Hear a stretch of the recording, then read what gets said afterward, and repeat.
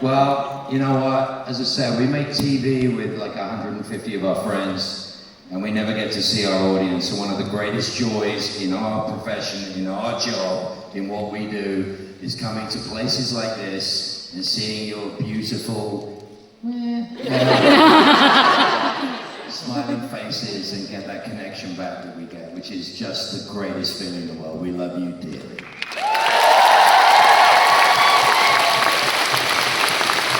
Samantha, how's your Comic-Con experience been? We'll just go down the line and get everyone's thoughts on Comic-Con wins so far. I always love getting to meet everyone and sharing in the joy that they have for something that we loved as well. From different sides and meets in the middle, and not everyone gets to experience that. I think we're really lucky. So thank you for being here.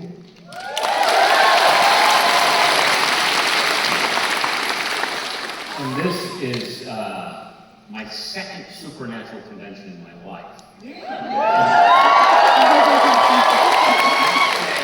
first one was about 15 years ago in Manchester.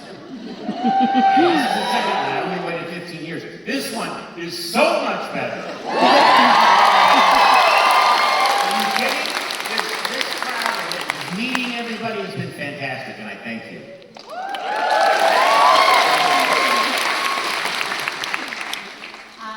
Well, this is, I think, my second convention as well, and it is, it's always so wonderful to see so many of you, and I got to bring my family this time, and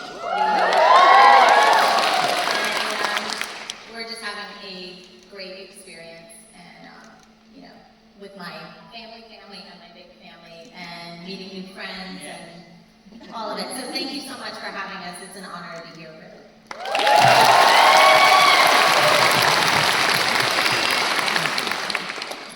I just realized that there are people way the hell.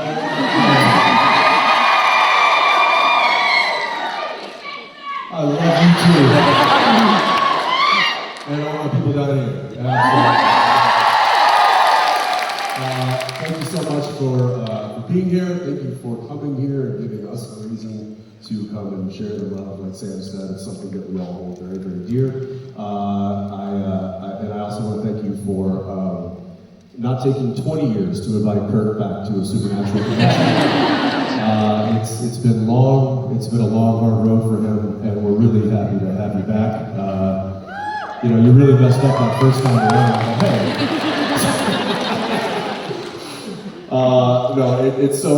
Another thing too, not only just getting to see you guys and getting to share the love of this common denominator that we spent so much time doing and love so dearly, but it's also a really great opportunity for us to get back together and rehash old memories and make new memories. And so we just want to thank you so much for doing these things and giving us an opportunity to be with you.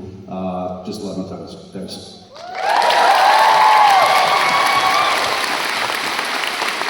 Hey guys. So I did my very first show, my very first convention in Birmingham, England in 2014.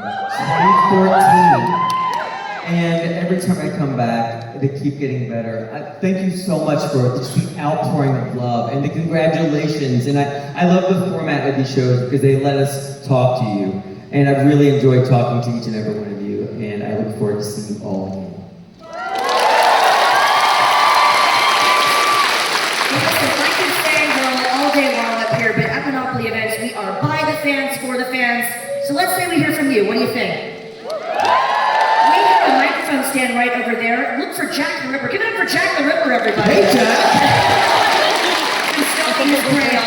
Just line up at the microphone, and we're going to ask that everyone asks only one question each, just to allow for everyone to have their turn. Hi, Jack. Do you have a question for us?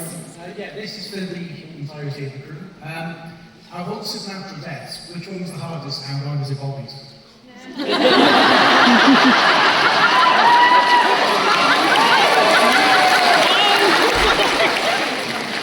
So there's a weird echo. We couldn't hear any of that. So glad you said that. So say it one more time. And of all the supernatural deaths, which was the hardest, and why was it Bobby's? After all the supernatural deaths. I mean, I think Dean's was pretty tough.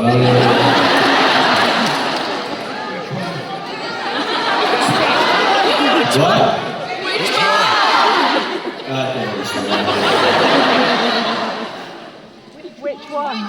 Which one of Dean's deaths? Oh, death by taco. I think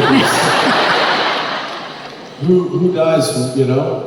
I think the one episode I died like 60 times or something like that. There was an episode where it was Groundhog Day, and every day Sam would wake up and have to figure out how to save his brother, but his brother always ended up dying, and it was a piano fell in my head, electric shaver, I just said, does this taco taste funny to you? Boom! Smash cut to the next morning.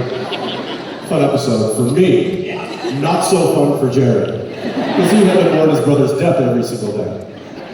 And he'll tell you that too. It's one of the worst episodes I had to do. And I was like, not me, I was having a grand old time. I would say that yes, Bobby's death was, I mean, there's been some really tough. I was hoping you'd say me. But let's start out with the first one to set the entire show in motion, shall we? This lovely young lady over here.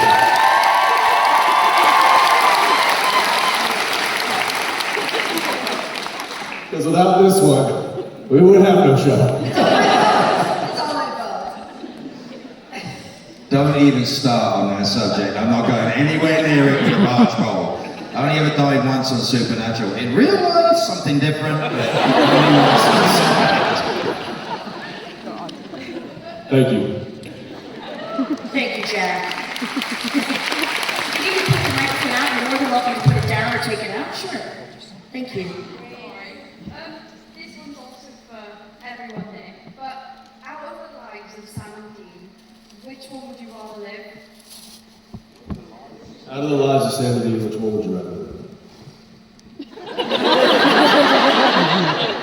DJ? Your hair seemed easier to me.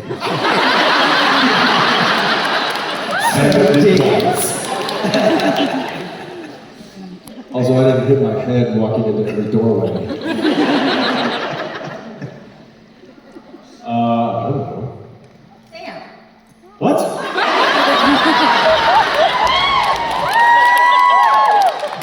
Well, this is going to be a fun weekend.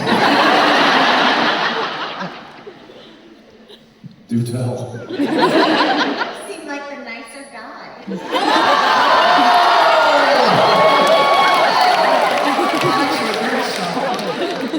She's not wrong. She's not wrong.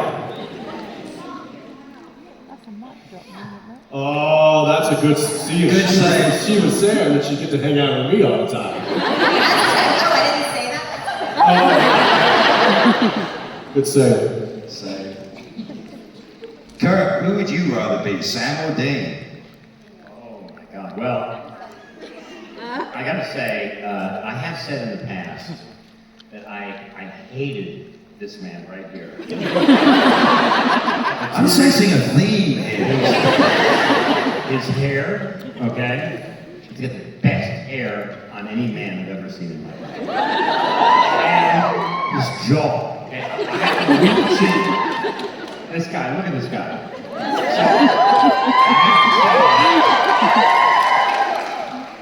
So, please. Calm down. I have to say, I want to be this guy right here. And you can't blame me. Look at this. How much do I owe you? Don't worry, I'll collect. I already paid him. Thank you so much. Hello, how are you? Hi guys, how are you? Hi. Hi. So this is a question again for any of the cast members. So besides the roles you have played in the show, which alternative character would you like to have played and why? Ooh, I would like to play Ellen. Just a ballsy.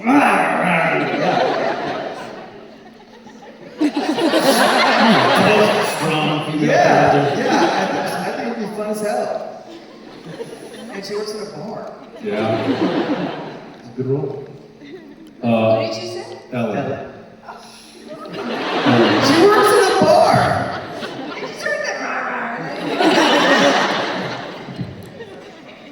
So any character other than the characters that we play, which character would we like to play? Yes. Oof. Do you go with the real interesting choice, or do you go with the one that just kind of came in and had the cushioned schedule on the planet? I want it to be Sister Joe. Is Sister Joe.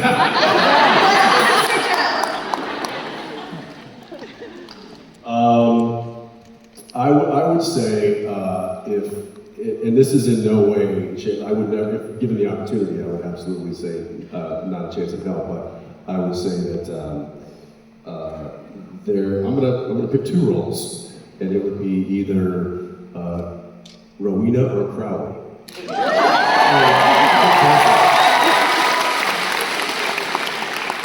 Because I think it's so interesting to be effectively the bad guy, but also play for the good team.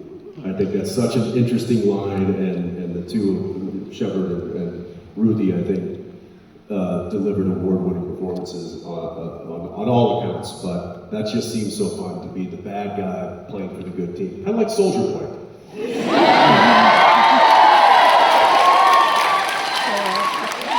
See what I did there? I kind of wove that back to me somehow. That's a skill. Was there anyone else on the show but Crowley?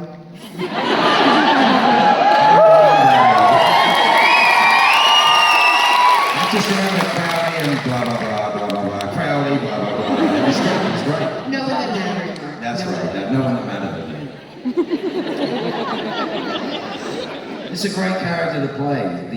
The one character, you know, is that old joke of you either want to play the guy that sells them out before they leave the planet, Dr. Zachary Smith in Lost in Space, right? Or you want to be, or as I was in Supernatural, basically Eddie Albert in Green Acres, which is the last sane man in the universe. And if they'd just done what I said when he said it, everything would have been fine. I cannot believe that analogy. Now you know it's right. You know I'm right. I know what you're talking about because I'm old. So I'm basically Eddie Albert in Green Acres. I have to say, I hate to, you stole my thunder, but I was immediately thinking, I wanted to be Crowley. Because he's bad, but he's not bad. He's a hero. Where Zachariah is just a dick.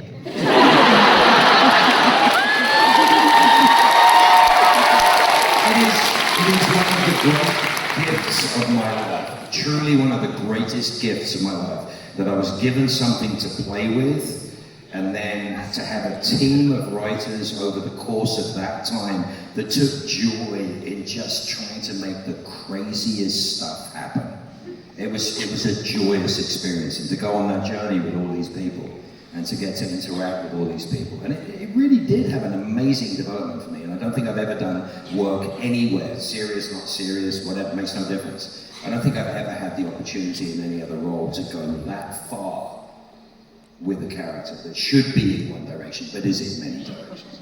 And you and I were sitting on a plane once, and we postulated, it was late at night, flying somewhere, and we postulated that, you know, to love Supernatural is to love the Winchester Brothers. There is no way around that. That is the bottom line. You love the Winchester Brothers and the Winchester Brothers journey. Everybody else supports that. Everybody else is part of that, in very vital support of it.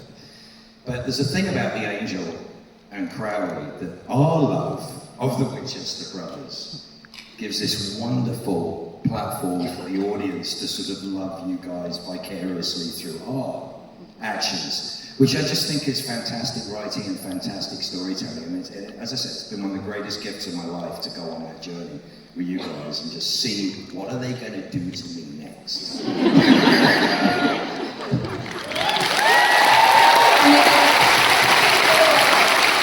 still remember you climbing the air and hitting a tractor. That's my poor stunt double. Oh my God, Richard Speight directing that episode. And there's this wonderful moment with me and Jerry. Remember Jerry? playing the Prince of Hell. Jerry's a wonderful martial artist, and he's outside with me, and our voices are going so low. The two of us are going, boom. And I'm going, well, maybe you can just spare the Winchester brothers. And he's like, and the next thing you see is me being fired like Bugs Bunny through a And my poor stunt double hit that, remember he hit that tractor? The sound of him hitting that tractor was like, boom.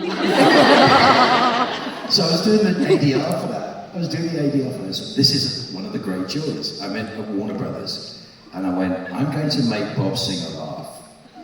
So our voices were so deep and so macho in this scene. We were like, literally, just our voices were going through the floor. So the scream I did going through the apparently he did a spit take when he heard it, so I was so proud of myself.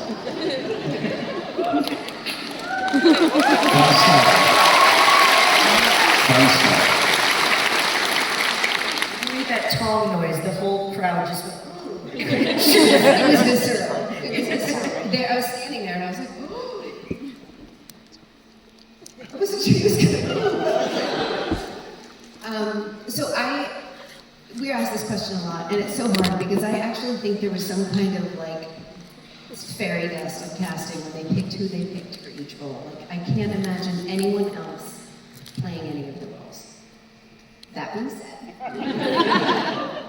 I would have liked to have been, if I couldn't have been Mary, which was a dream role for me, I would have liked to have been God.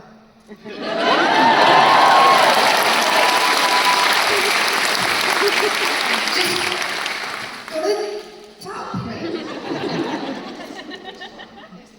I would have done any female role on Supernatural, anyone. And I tried out for a lot of them. And I'm not lying. There's tape somewhere. All of them. And we were dating, and I was like, what is going on? Like, can you not help me? So, yeah, that is the truth. Anyone. Absolutely anyone. And still, if they ever do it again, I'm ready. Did you try to alibi? Yes. Oh, yes. I've been to dinner with them all. I'm like, oh, guys, yes, I'm here. It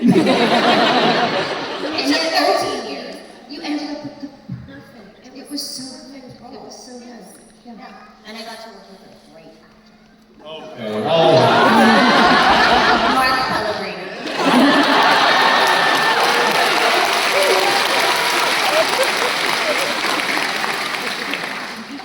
See, that did you a favor, because otherwise you would have probably been stuck with me, and then this way I was like, I think she's really going to want to hold out for something with a better actor. So let's... Big picture. Yeah, no problem. Thank you.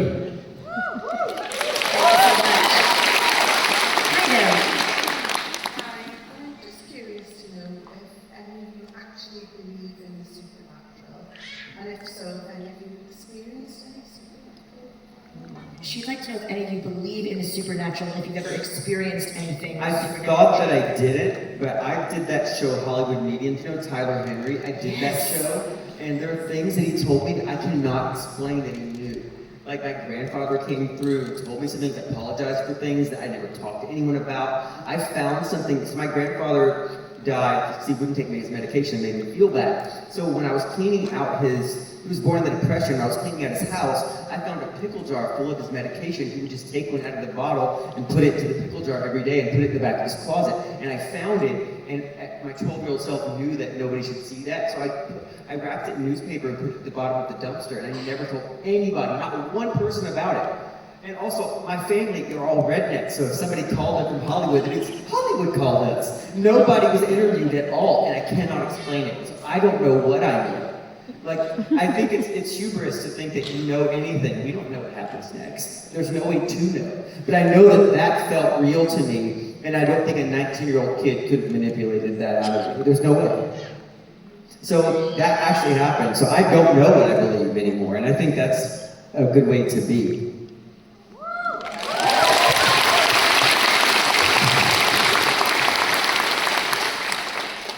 Oh God.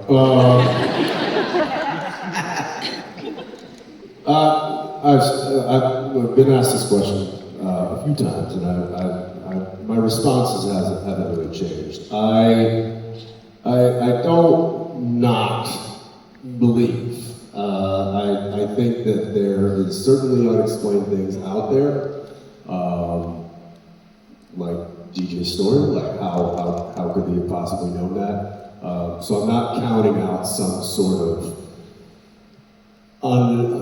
not being able to understand a certain aspect. But I am so much more a person that thinks that the bump of the night or the chill that I feel is caused by something practical.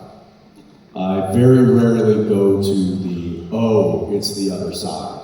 A literal ghost could be standing right in front of us, like over our bed, and I'm like, Jensen, do you see that? He's like, oh, that's a reflection from a car down the street. This is so the truth. It should be on all of our panels. I love Which, by the way, she has done. She's like, do you see that? And I'm like, no, it's fun. Or did you feel that? And she said that she showed me videos. She literally has with video of a door opening and then closing and then opening. And then she's like, can you do it, but can you do it bigger? And she's like asking the ghost for like more, can you perform at a higher level? She is the opposite end of the spectrum where she is like, I'm like, everything, ghost, energy, haunted, everything is haunted. And I watched that video and I showed, like that's the air conditioning. and I'm like, no, there's a return on the inside of that hallway and a return on the outside of the hallway. Something was going on with the wind flow, it was creating, like I'm immediately that guy. Yeah. Oh yeah. I'm like, see, airflow actually goes this and then it cuts, We use those, like, what are those, you find water with it, but it's like a treat. Divining rod. Yes, what's it called? Divining rod. Divining rod. Or that. In this country, it's divine. Yeah. Don't applaud that. I think that's not French, but I know. Yeah. We've done things with those where, he's actually I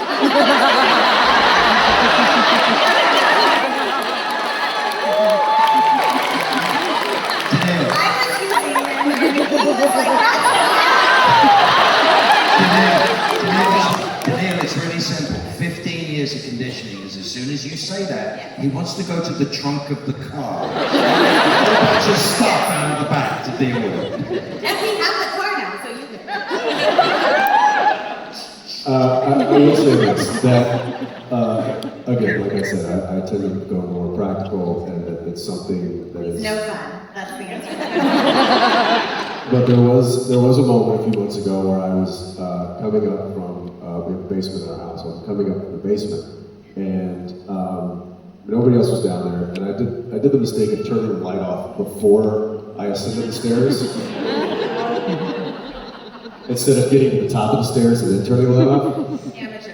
And whatever, I'm like, I can walk the stairs in the dark. I know how to put one foot in front of the other. I turn the stairs up, I turn the lights off, I start going up the stairs, and I just hear this behind me. And it's something... It's in the air conditioning.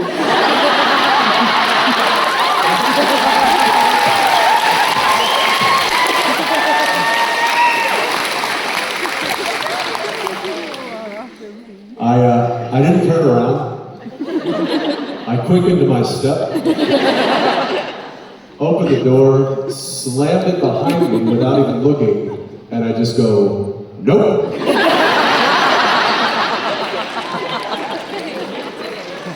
So that's where I'm at with this. And we clearly know where she's at with this. I've answered. By the way, how cute are you two?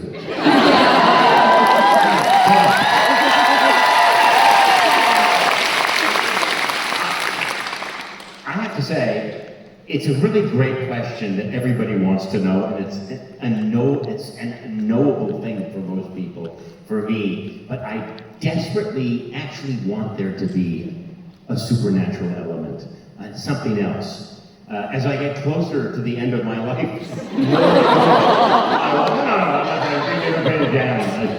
That's terrible.